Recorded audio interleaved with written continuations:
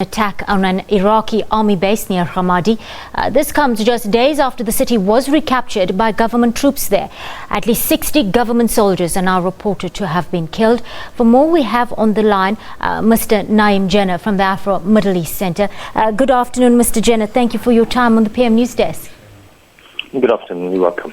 Well, Prime Minister Al-Abadi, we saw him talking tough a few days ago, saying Iraqi troops can take back Ramadi within the year. Is he being a little bit overly ambitious right now?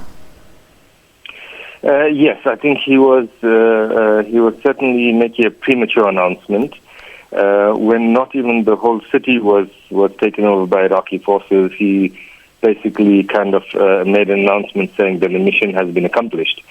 And we're seeing now kind of fight back from ISIS, which apart from destroying the city even further, means that they're taking back some of the territory that they lost to the Iraqi forces. So certainly was a premature announcement. Why is Ramadi such a significant victory in this fight, Naeem? Well, it's one of the biggest cities in Iraq, and the second biggest city in Iraq, which is Mosul, is quite firmly under the control of ISIS. The objective of the Iraqi forces is to take back basically one city at a time, and after Ramadi, if Ramadi was properly secured, the next objective would be Mosul, the second biggest city, and in a sense, in Iraq, the ISIS capital. It also would mean if ISIS were to really lose Ramadi, it would be quite a strong blow in terms of their morale and their objective to maintain control over the territory they had seized.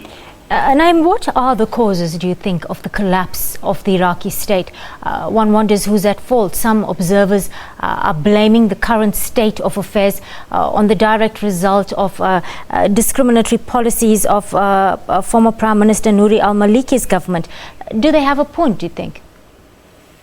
They have a point, partly. I mean, the current mess, because there's been many messes, but the current mess in Iraq really began in 2003 with the American invasion and then occupation of Iraq, and the manner in which, firstly, they manipulated how power would be divided, and in fact, their objective was for the country to be divided into three parts, which didn't really happen.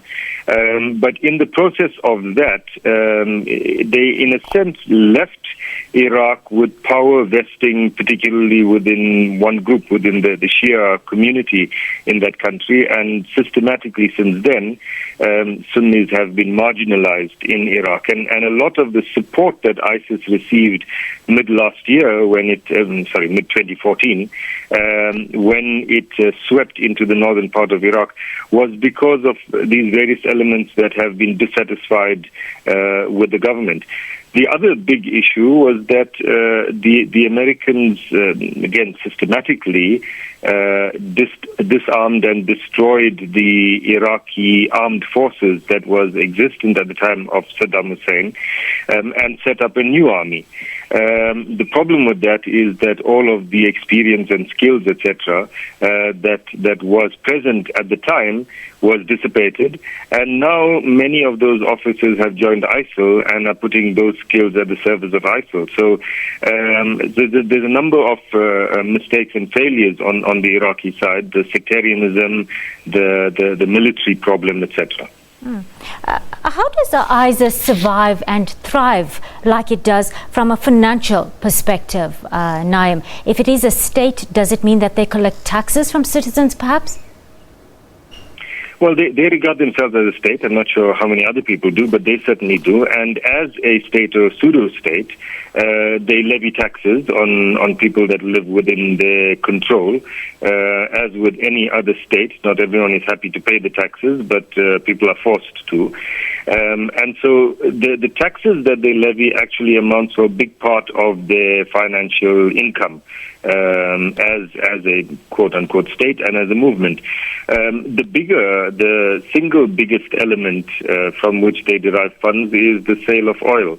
They have control over oil fields in Iraq as well as a little bit of that in Syria.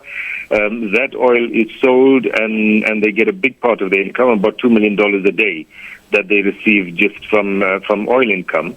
Then there's smuggling that they're involved in, and a number of other such business and other ventures, if you like. The one possibility of them getting even more funds, which hasn't been fully tapped, is that the area of Syria that they control, a large part of that is wheat fields.